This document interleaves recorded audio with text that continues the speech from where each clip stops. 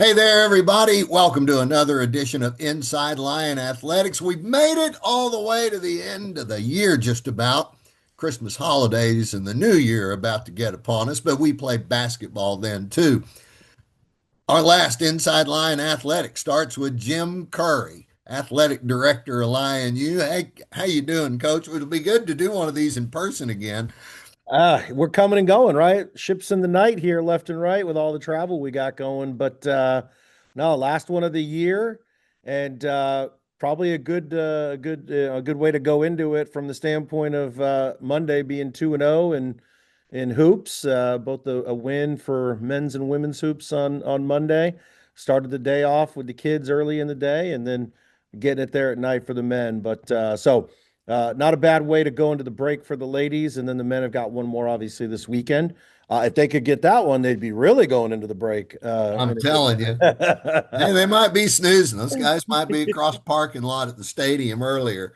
They'll be spending too much time at the playoff game the day before and then Yeah, watching volleyball Final Four action from get Thursday. all wiped out from all their yell practice and all that fun stuff. Yeah, whatever it might be. But Yeah, before we get too deep into it, Charlie, though, probably be remiss if we didn't acknowledge and just think about a great Lion that we lost this past week. Blake Cooper passed, and you talk about a guy, just in the time that I've been here, but anybody that's been associated with this program for a long time knows how much he's meant to this place and how much passion and love that he's got for it. Um, but yeah, we're gonna miss Blake in a lot of ways.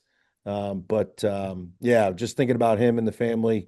Last time I got to see him, he was back for a reunion um, at football game, and then he was really taking a lead role in trying to really breathe some new life into the Sykes Award and bringing that group back together and that special mhm. fraternity of guys. And so, again, we'd probably be remiss if we didn't start off today by just uh, letting Blake's family know we're thinking about them and just acknowledging what a great man and a great Lion he was.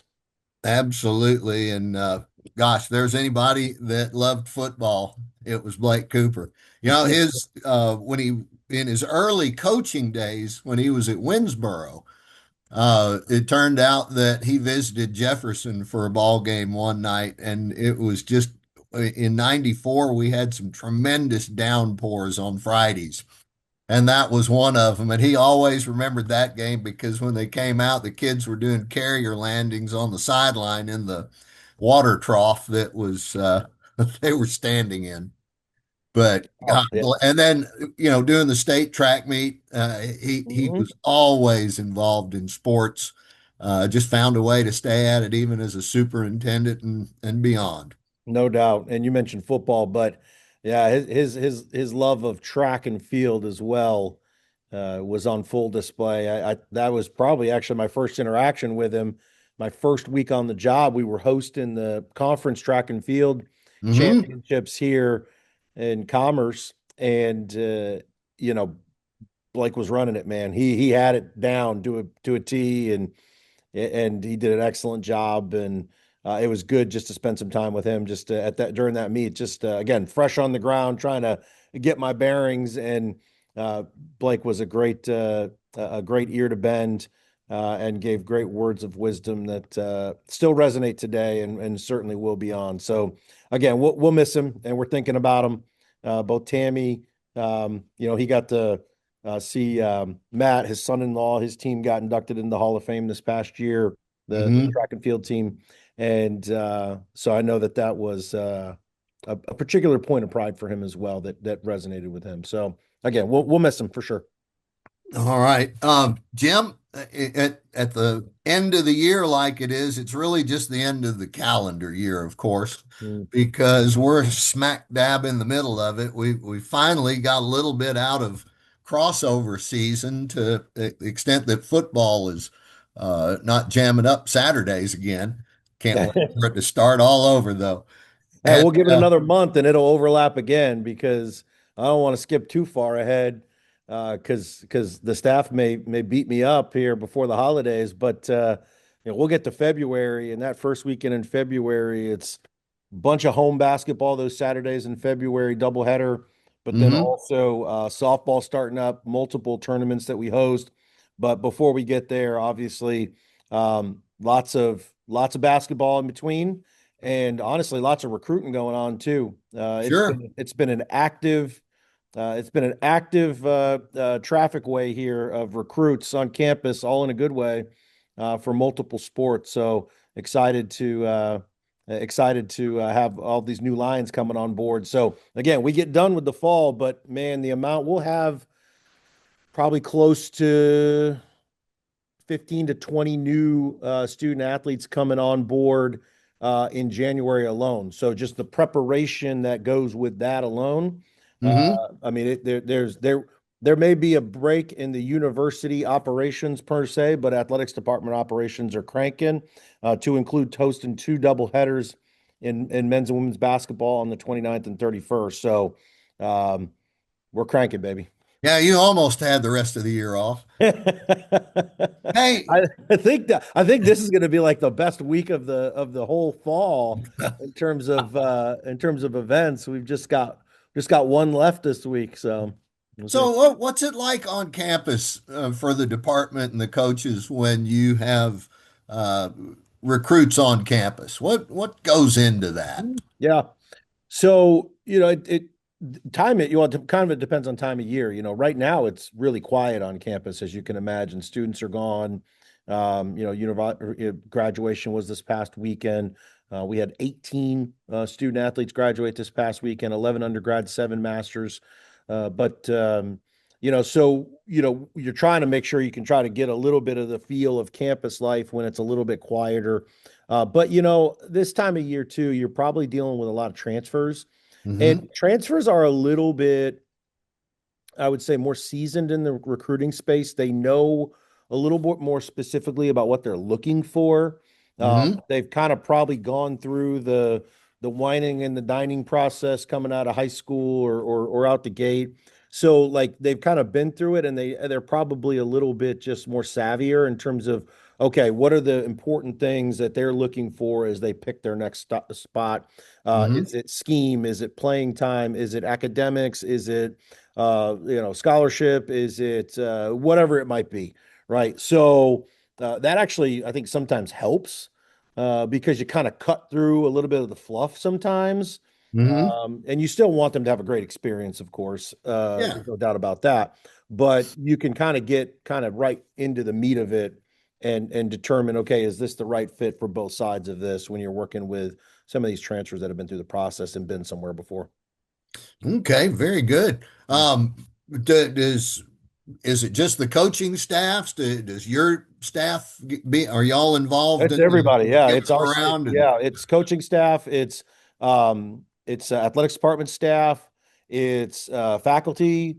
So sometimes it's getting some senior level university leadership involved, president, provost, you name it. I mean, so Mhm. just depends on the type of student, maybe what they're looking for in terms of their experience, those types of things. Uh, so yeah, we try to tailor it obviously to the individual student and what they're looking for, but it's everybody's involved. And that's kind of the hard part too, is that you're particularly with portal dates now, and again, university operations, winter break, understandably trying to, let some people have a little bit of time with family around this time. But I mean, heck, the quiet period in football, which is when you can actually have people come on campus, it actually starts on December 31st, Oh right? wow. So I mean, and then the portal for football opens on the 2nd.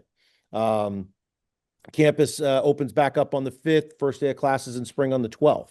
So you don't have a lot of room in there to get some things done. So it's got the communication, not just within the department, but also across campus, and the partnership is really Hmm. critical. So like when the president talks about going D1 in more than just athletics, like part of that extends into this time period for university operations, and thankfully we've got great people across campus, particularly in admissions and registrar and financial aid, who are here to support us in that regard. Hmm. Housing, can't leave them out. I mean, there's people across the board that are here to support us, and so we're grateful for that support because frankly, we couldn't make it happen without them.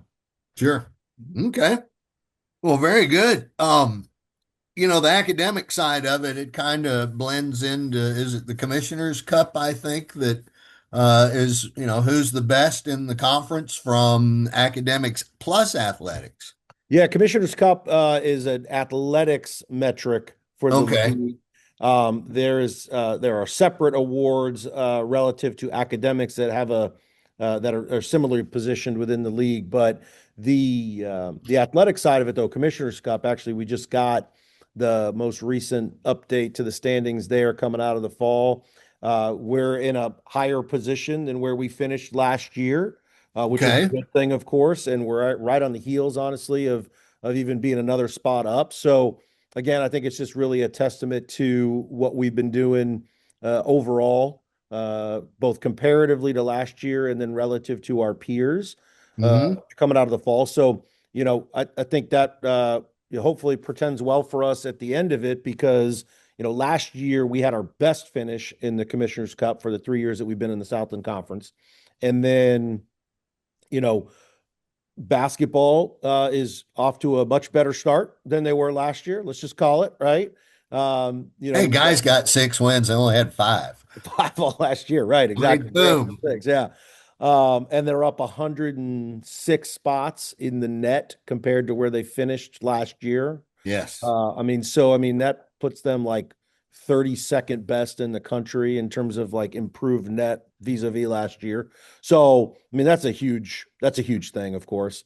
But track obviously we've got, we obviously they'll they'll perform well. We know what they do. So, Hmm. we've got a good foundation laid as we kind of head into the winter sports here. So I'm excited to kind of see where that lands. They've kind of changed some of the way that they've calculated it too. So, now instead of us, not getting credit for sponsoring as many sports as other schools, Hmm. you only score your best 14. Well, we only have 14. Right. So that will limit where others can kind of stack up points in sports that we don't otherwise sponsor. So hopefully it's a little bit of a better comparative as we go throughout the year. But again, excited about where we are at the end of the fall in that regard, and certainly Hmm. how we've started the winter with both basketball and then track coming online.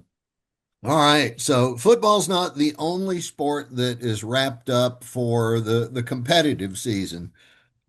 Soccer got Mhm. into the tournament again, and volleyball hosted the tournament. Um, and it's no places but up from what we hear about some of the recruits, especially. I mean, we're not worried about soccer at all.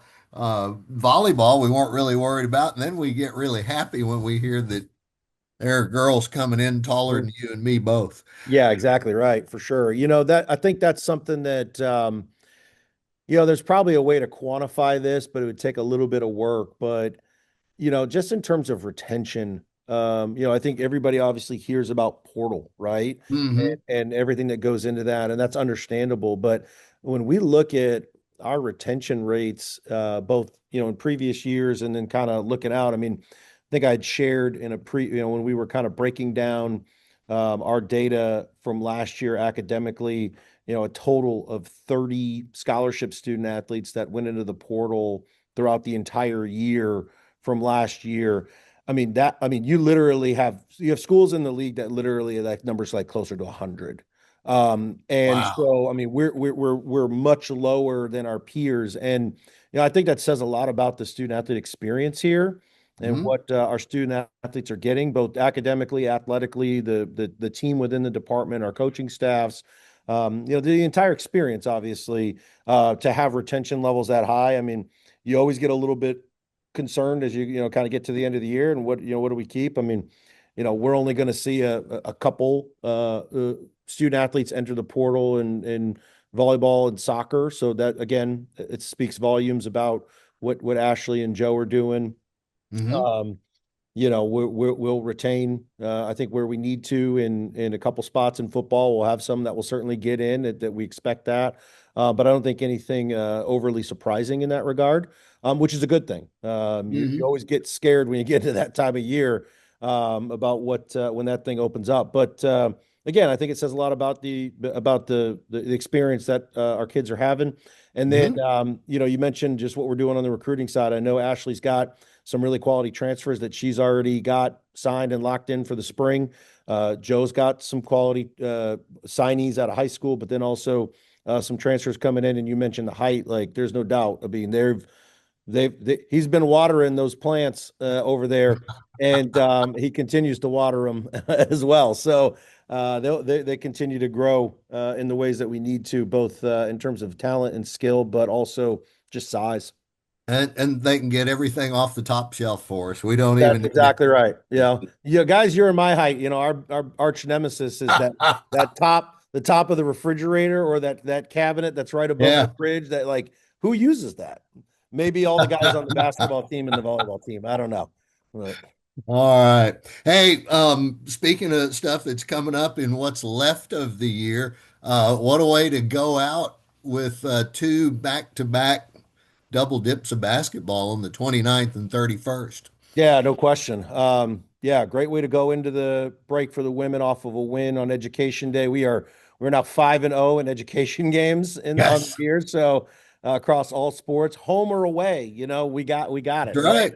Yeah, including volleyball, which had a road win on Education Day down at Corpus earlier in the year. So men, you'll get with Jarrett later, but they've got A&M this weekend. But again, coming off a really good road conference win. I mean, we've talked about the quality of the play in the league right now. It's never been better. Mm. Conference rankings never been higher. Just straight up bar fights every night in conference play, and you're going to see it on the women's side too. It's really really impressive what's happening in the Southland.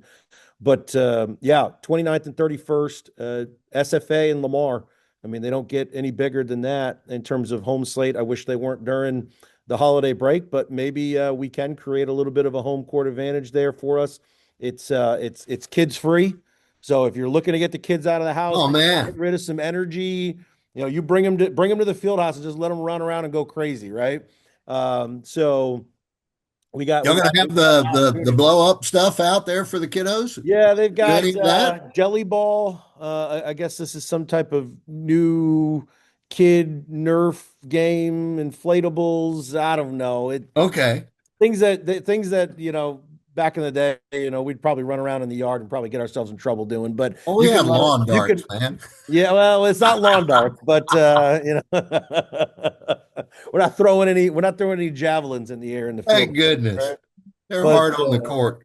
yeah, so a little bit of like some wonky times because of the double header on those dates. So like the women will tip at 4 on Monday, and then the men at 6:30, and then on the 31st, which is New Year's Eve, we're going early for a lot of reasons.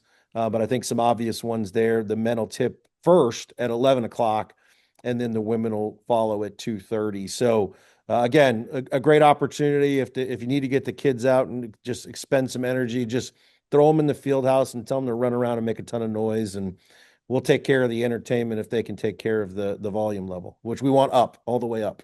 Kids can do that. Yep. Well, Totally. Jim, what about your own holiday plans? Everybody Ooh, gets a little, it's either a bigger window or a little one, but yeah. relatively small ones around our place. Yeah, we talked about just, having games during the break, and I think this is where sometimes the staff, maybe doesn't get enough credit for the work that goes in behind the scenes when people aren't watching. Uh, Mm. you know, uh my I always kind of share this story. Like my kid's first Christmas was in a hotel, on a road game, on a bowl game. That happens a lot. There's a lot of people that work in athletics who celebrate Thanksgiving in a restaurant or a hotel because they're on the road. And I think there's probably some examples of that will occur this year for us where staff will try to get that time in, but we're right back in the field house for home games 29-31. And so, whereas, the university will be relatively quiet, generally speaking, the staff will be grinding away, hosting 4 home games in 3 days during the holiday period. So, again, just a credit to them. That will obviously truncate some of the travel that I've got. I got to try to get the kids up to both sets of grandparents and then get back myself for hoops. So that's what it will look like. It'll be a lot of airports. Hopefully the weather's good, but again, I think it's really just a testament to the staff, our coaches, just being able to do the work that's needed to be in a position to host games and then be in position to win, particularly during the break. All right. Well, Jim, Merry Christmas to you and yours, Likewise. Merry and Christmas to traveling everybody. mercies, Yeah. even And as we'll do those that. back and forth to the airport. There it is. And I guess we'll do it all over again in 2026, huh? Yeah, and we won't wait long. It It'll won't be it'll right be here after. before we know it for sure. All right, my friend. Well, All right. Lincoln's up here. We'll get Jim out and get some others in and Yep. keep going on our final Inside Lion Athletics of the year. Don't go away. Hey, everybody, welcome back. Some more Inside Lion Athletics. Charlie Chitwood here with you. Our weekly, we had Jim Curry to start. Now we're going to move into basketball and we start getting the players involved. Let's go ahead and introduce to you Ronnie Harrison, number 0 only on his jersey. He was filling it up on Monday night, though. Pretty fun time down in Hammond. What a game! Very fun game. I'm glad we got the win. I'm glad it came down to the wire. It tested us a lot, so glad we came out with the win. That was a back and forth battle. There weren't a ton of lead changes, but there were runs at each other that kept that thing close. Talk about just about the pace of the game and how y'all felt going into it, because you had one on Saturday or Friday down in Lake Charles, didn't go quite the same way. Yeah, basketball is just a game of runs. I mean, we're always together on the court, and whenever we go play on the road, it's very hard to win. So, but being together is going to be very important. All right. Set up that last play. You had that nice little 8-foot jumper that just went through. It was set up that way, or was it just in the scheme of the play? That's where the ball stopped for the shot. Nah, it wasn't set up the way. The ball just happened to find me, and I work on mid ranges every day, so I was ready to shoot. All right, good deal. How about the battle between uh, the difference up front between Southeastern and against McNeese? Yeah, McNeese, they had some really, really good guys that was very talented and stuff like that. They're good as a team, things like that. And things just wasn't going our way that night. But Southeastern, we just came with a whole different mindset, and it showed. It showed a Yep. lot. Worked out well. That was a great game to be the visitor, huh? They didn't have very many folks in there watching that one. Yeah. There's a lot of people that missed a great game. Hey, Ronnie, a Forney guy, tell us a little bit about how you bounced closer to home. You started out at Tarleton, right? And then, Uh, or I tell was us your at path. Tell I us your was path. at JUCO first. I went JUCO out of high school at Navarro College in Hmm. Corsicana. And then from there, I was at Tarleton for half a year. I had some unforeseen issues happen, but I'm back on my path now, having faith in Jesus. I'm here. Being closer to home, it's got to be nice, even if everybody's, they can't come see every game, but, those weekend games are counting too. Yeah, it's very nice being close to home. I'm only an hour away, and if I ever need to go home real quick, I can just go real fast. Yeah. Do you go back and visit Jackrabbit High? Yes, I was actually just at a game about a week and a half ago. Uh-huh. Yeah, they got the win too, so that's good. Oh, very good. Very good. Tell us what the difference for you has been. What's making this just kind of work out better for you? Um, the coach is having a lot of trust in me and me already knowing what I was getting myself into when I was coming here, and I just bought into what the coaches have been saying, and me having a good set of teammates around me is helping a lot too, and the season's just going very well. Okay. And then if you got any purple you need to talk about, or at least Coach Billy, you've always got Trey Conrad to talk to because Yeah, y'all have that shared experience, just different schools. the same experience. Okay. All right, man. So what's Christmas going to be like? We've got, we still have a basketball game Sunday, but then you got a little bit of a break before the two conference games at home. Yeah, I'll be at home. I mean, I just be around with all my family. Try to go make it out to Louisiana to see my dad, but Hmm. Christmas is gonna be at home. Where in Louisiana is he? Oh, he's in Shreveport. Oh, okay. So if you forget anything, just get it to me and I can like meet him in Wascom or something and Yeah, we'll get all the connections made. He's got some good food over there to go visit too. That's very good that's food. what food's all about. So where's your favorite food stop so far? Down here, like traveling. Like yeah, like traveling. Uh, that one place we went to when we was in Hawaii. Is that where we was in Hawaii? It's called Yard House. Yard. I think it's called Yard Okay. House. I really think it's called Yard House. Yes. Okay. What'd they have? I got the wings. The wings was top tier. Good deal. All right. So what else you want to say about being a lion now? Man, it's a small town, but I love it over here. I love the fans, players, coaches, staff. I love everything about it over here. All right. I just get to Well, see this season. it's good to be part of that community. We're glad to have you part of it, sir. Yes, sir. All right. Ronnie, Lions up.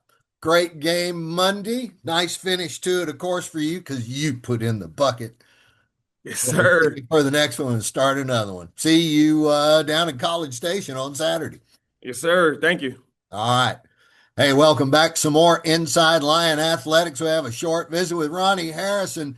Now we got his boss. Here's Jaret von Rosenberg, head coach of the Lion Men. Coach, what a great game that was Monday night down in Hammond. Your guys in a nail biter came up with just enough more and got Yeah, it well, done.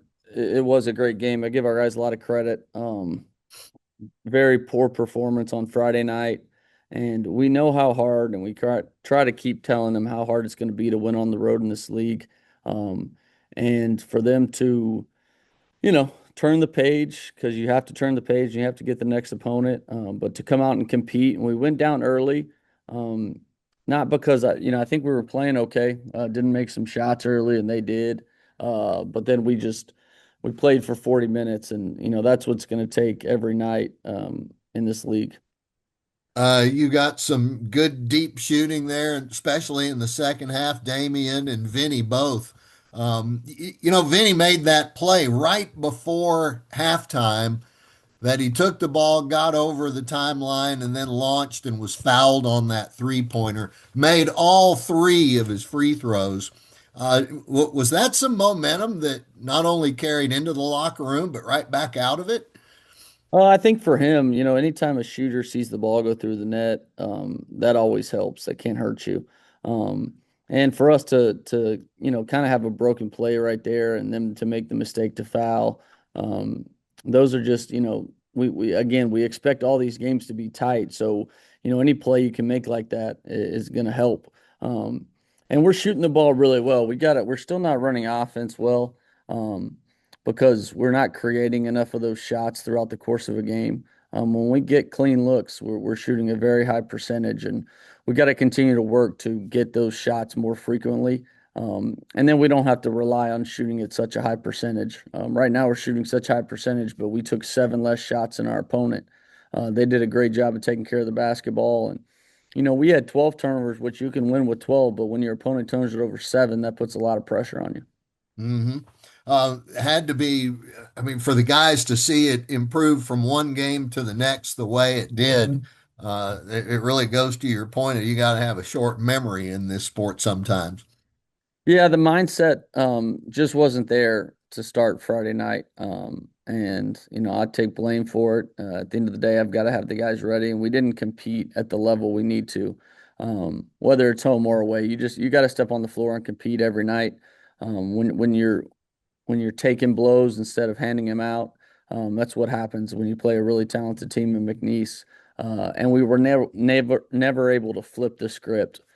just from the tip on. We were never able to gain any momentum and execute what we were trying to do. So um, McNeese played a really good game, and then we helped him out, which led to such a discrepancy in the score. So for our guys to come back and just compete for 40 minutes at a lot better, attention to detail, just an urgency about them, what was big, and we got to carry that over and do that every night, whether we win or lose. When we put on the film, the urgency and the intention to do what we're trying to do has to be there. Uh, Trying to shake that one out, looking at numbers, Coach, one thing that still stood out was that no matter how it went in the McNeese game, you still had the number two team in the Southland Conference for turning over opponents. You just played the number one team, and the Monday night game at Southeastern was against the number three team in the conference at turning people over. Y'all still play good defense. Yeah, well, we're not creating the turnovers like we need to. That's something we're talking about as a staff right now. I want to give Southeastern credit. I thought we did have good ball pressure, and we put them in a couple spots, and we just they really took care of the basketball.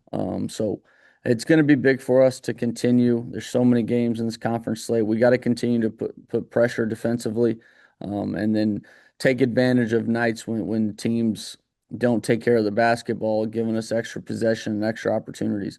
When we did get turnovers and live ball turnovers, we're really good at converting on the other end. And even though there was very few turnovers, I think we converted all but one of the turnovers that we had out in the live ball turnovers, convert them into points. And so because we're have a group that scores well in transition, we've got to put ourselves in that position as much as we can. Very well. Coach, winning on the road, as you said, as tough as it can be. You get to turn around after this A&M game this weekend, and it's nothing but conference games the rest of the way, and your first two are going to be at home. Yeah, it's great to be back home. Our schedule is balanced now. Going on the road, we actually start the first two games of conference on the road like we just did, and we end the last two games of conference on the road. So we're gonna have a lot of home opportunities here in the middle of this schedule, and we got to take advantage of those. Again, we want to steal them on the road, but we got to protect our home floor. And it starts with, maybe at least the top two or three team for sure in our league with SFA, who's got some really explosive guards and just a really talented team, well coached. So it's going to test us. We just got to find a way, however it works out, to win our home games. That puts us in the best position to, look up at the end of the year in this long, long season of conference and, look towards the top. Coach, what's the break going to be like for everybody? It won't be a long one, basically from the 22nd until whenever you tell them to get back after Christmas. Yeah, we'll give them as much time as we can. They'll go home the night of the 21st after the game. Some guys flying back that night or first thing in the morning, and then we'll report back on the 26th. So, talk to a lot of coaches. Um, Everyone I've spoken to vehemently agrees that you do not bring your guys back on Christmas. Just I don't want guys waking up, celebrating, and spending time with their family, worrying about how they're going to catch a flight on Christmas Day. So, everyone's going to spend Christmas at home with their families, and then get right back to work, first flight out on the 26th.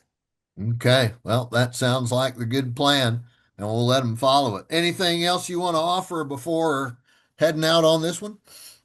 No, one more non-conference game. We're sitting above 500, and finishing at worst 500 for the non-conference with the schedule we played. Just really excited about our guys handling the adversity and the challenge of the schedule we put them through, and then finding a way to win, all the games against teams at our level. Obviously McNeese is our level, but when you're talking about non-conference and um, just the opponents and the structure of the roster with NIL and everything, really, really good job to handle the business that we needed to handle. We didn't steal any yet. We got one more opportunity to go kind of upset somebody and steal something on Sunday that we're looking forward to trying to do. All right, Coach. Well, best of luck on that. Can't wait to see him down there. As you said, it's going to be a busy weekend in College Station, America, for sure. Yeah, But I found one that wasn't too far away. perfect. All right, man. Lines up, everybody. Go It's our line. holiday edition. We still got a little bit before Christmas to go. Be right back after this. Welcome back, folks. Some more Inside Lion Athletics. We've got men's basketball out of the way. Women were on the floor having practice. We've got head coach Valerie King joining us now. Cora Horvath is going to come afterwards, too. Coach, you've had kind of a wild couple of days of the last two basketball games. A tough one down in Lake Charles, and then you came home, had another education day dub. Lion women, Lions don't lose on education day, do they? We haven't. It's been a good day for us. Talk a little bit about the turnaround because the caliber of play by your squad was probably different one day to the next. Yeah, I mean, obviously we knew Saturday and Sunday were super important, especially after, kind of what happened down at McNeese Friday night. We weren't at our best, obviously, turned the ball over 29 times and we just weren't very good on either end of the floor. So we knew we had to have a short memory, quick turnaround, and get ready to get prepared for Texas Southern. So, we got back here, we went straight to the film room. We watched film. We started prepping for Texas Southern. And we didn't shy away from talking about McNeese. Obviously, that's going to help us in the long run. So, but we had two really good prep days, Saturday, Sunday, and we were in the right mindset. And we were ready to go early Monday morning.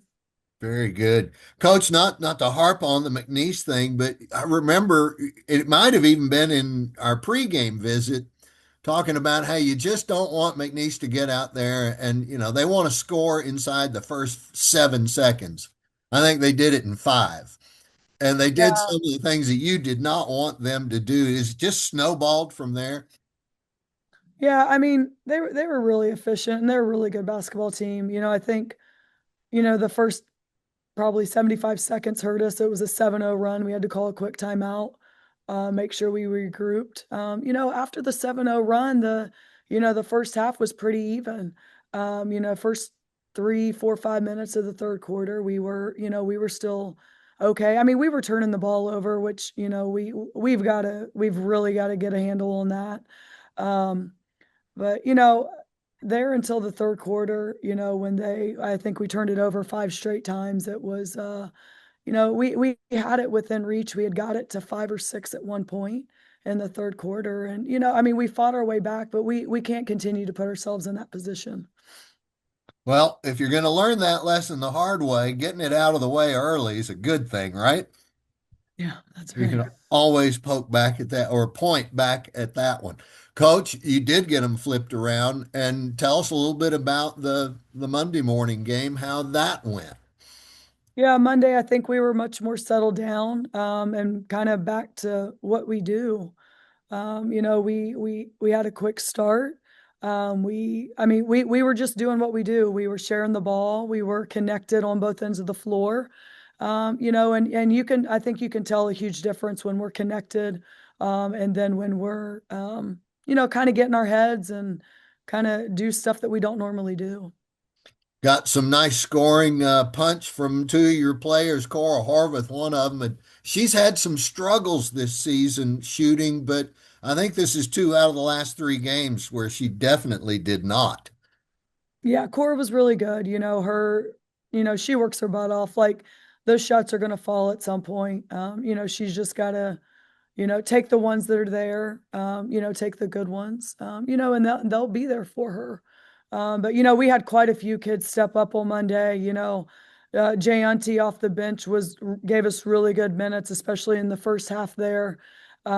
She was not just offensively, but she was, really good in our press, and then just in our half court defense. So, we're looking for that from her and to be able to, get her more minutes in the rotation at the guard spot. So really happy to see her step up. Amaya really took control of the game there in the second half when they cut it to 7. She knew what we wanted to do. We wanted to get it inside to Tiani, and she was able to make that happen. And then obviously T had a big game for us. We were able to throw it inside. She worked her butt off, getting great position. And like I said, Amaya was able to get it in there. And she was able to score. Coach, some of your new players, you may not have had time yet in this young season that's now what, 12 games old. Uh, to see a player rebound after not having an especially good game. Yeah, I mean, I think it's trial and error, especially when it's a new kid, a young kid, whoever it is. Um, you know, so I think it's good that, we focus on preparation and process and, each day is new and you got to attack that day, and try not to live in the past. Yeah, I mean, we're not going to be great every single day, but, I don't think we let McNeese hang over our heads. No, clearly not. And you're going to have all of that to remember when you come up back from Christmas and you have your first two conference games.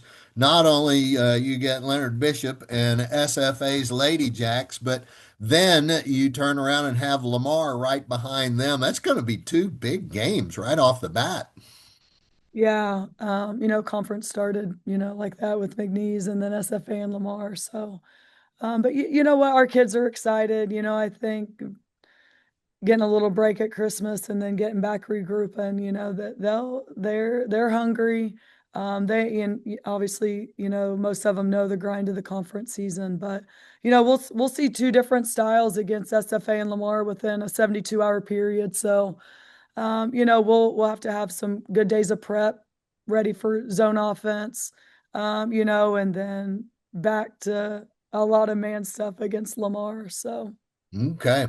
Well, very good, Coach. What are the plans around the King household for a few days? we're gonna go to Ohio for a few days, and just hang out. So that'll be fun. Have your children have they met your pigs yet or your family's pigs back home? We don't have pigs anymore, Oh no, Charlie. they're not pig farming anymore. No, no, Well, not anymore. it'd be kind of hard to carry the tradition on in a suburban neighborhood, wouldn't it? Yeah, All it'd right. be Well, hard. Merry Christmas to y'all. Safe travels, of You too. course. And we look forward to y'all getting back and it'll be basketball season again. It is. Yeah, never ends. Thanks, Charlie. All right, lines up, everybody. Coach Valerie King, we've got Cora Horvath coming up right next. Don't go away. Hey, everybody, welcome back. A little bit more Inside Lion Athletics before we break for the holidays. Joining us now, Cora Horvath, one of the two Horvath sisters, twins, I'm telling you, that have made their way onto the Lion roster. Cora's been here. This is her junior year, 3 seasons. Her sister came and joined her last year after a little bit of time apart out at UNC Greensboro. But they're both Lions last year. They're both Lions now. And Cora, how have we waited so long to have you on the show? I actually don't know. I mean, I was always ready. Okay, well, that's good. See, you always have to be ready because you never know when you get the call. Yeah. Hey, talk about the weekend's games. Had a tough one on the road down in Lake Charles, but you rebounded pretty well Monday morning. Yeah, I feel like, we just didn't have any energy against McNeese. We started off really bad, didn't get into the game really well, and we just didn't find our flow in the game, I feel like. And last game, I feel like we started off really well with good energy. We were really hyped. We played for each other and not one on one. And I feel like Hmm. that was really the big difference, trying to play for the team. The team has always has to be the focus for us. You get to start preparing for the next team as soon as the buzzer sounds almost. But that had to be one long bus trip back to Commerce from Lake Charles. I mean, it was, it's always tough losing. It's never nice to lose against somebody, but we just gotta bounce back. You know, the other team's not gonna wait for us, so we gotta be ready, stay hungry. and try to win the next game, you know. That's right. Well, there's 20 of them left. So there's time to get things just the way you want them. Talk about playing with your sister a little bit. How much extra sense do the two of you have being on the floor at the same time after how many years playing together? Well, we're 21 now, so we started playing basketball when we were 6, so it's like 15 years now, I think. And we've always played together except for 1 year now. And I feel like I always know what she's gonna do, and I feel like she always knows what I'm gonna do. Just exciting to have that extra connection because I know what she's capable of. She knows what I'm capable of, and it's just exciting to play with your twin sister.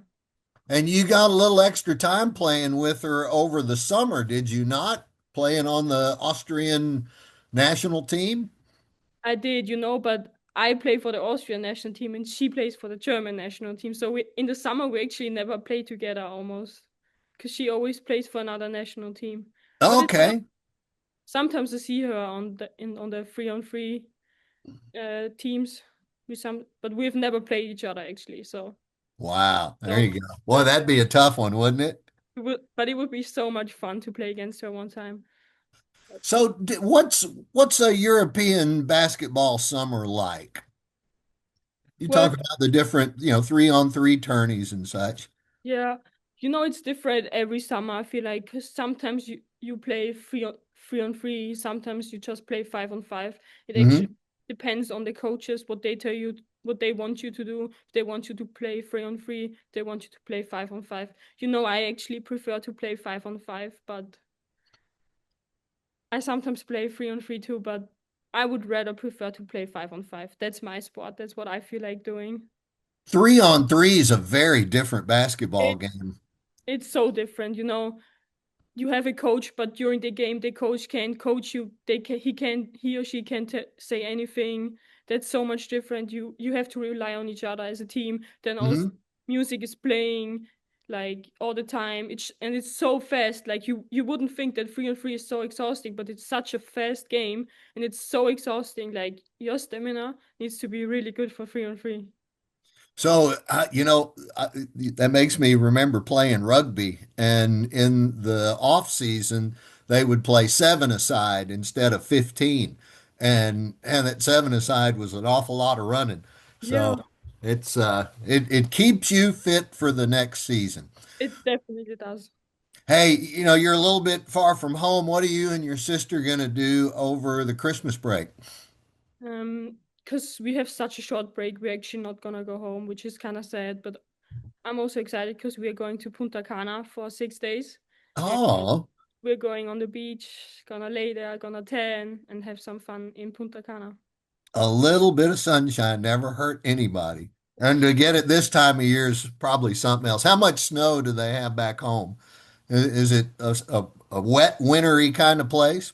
I feel like this winter they actually we don't have that much snow. It's just really cold, but this time we don't have too much snow. All right. Well, there will be none in Punta Cana. I can trust No. you. All right. So, So what do you think? You've been with this team from the get-go with Coach Valerie. How are things progressing along this year? What do you think? I think we have a really good team this year. I have high hopes for this team. I feel like we just gotta be more consistent. Consistency is the key. Playing Hmm. with each other because I feel like we have had a lot of up and downs. I mean, I can talk for myself. I've had a lot of good games, but I've also had bad games, such as the game in McNeese. I feel like we just gotta be more consistent, and I feel like if we be more consistent, we can be a really good team, and we could be really good. How much do you use German on the court, especially when it's talking to other players or maybe an official? Well, I every time I play with Alba or Nina, I talk with them in German.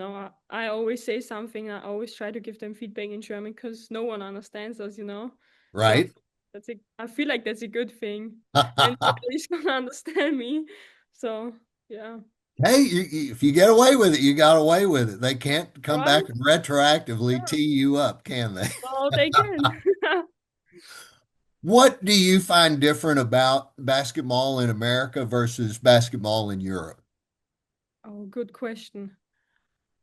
I would say basketball in Europe is more like not as much one-on-one, Mm-hmm. but more like pass the ball, cut, like set a screen, more like team play versus in America, I would say everybody's more athletic. Like we have, you guys have s- better players by themselves if they play like on one because you guys are so fast, jump so Mm-hmm. high. But in Europe, it's more like you gotta pass the ball, you gotta go kart, set the screen. I feel like that's the main difference, I would say. Okay. Have you taught any of your teammates how to do the Euro step and make Not it work yet, for them? not yet. Not yet. Not What's yet. the key to that? Long legs? I would say so. Yeah, gotta do that. James Harden. Maybe a little bit easier for a forward or a post player than us guards. Right. All right. So what would your sister say about what I want you to guess what she'd say about your game, and then I want you to tell us about her game, and then we'll flip the script when she comes on. Okay. So, what she would say about my game, I think she would say that if I'm not in my head too much, I'm a Hmm. good shooter, I'm a good defender, and I can read the game really well. Okay. And I would say about her game, I think she's one of the smartest players I've ever played with. She's definitely the best backdoor cutter that I've ever played with. She always knows when to cut, she always knows how to get in there. Hmm. And she's a really good defender too, because she has such long arms. Like, good defender. Okay. Well, we'll find out if it worked out both ways. Twins get y'all share everything though, right? Thanks. All right. Well, listen, Merry Christmas to you.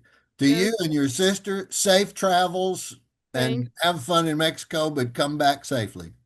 And we'll Thanks. see you when it's time to get ready for those conference games, SFA and then Lamar. True. All right.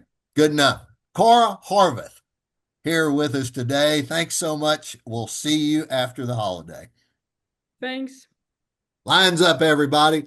That's going to do it for another edition of Inside Lion Athletics. We'll see you after Christmas. Merry Christmas to you all and safe travels.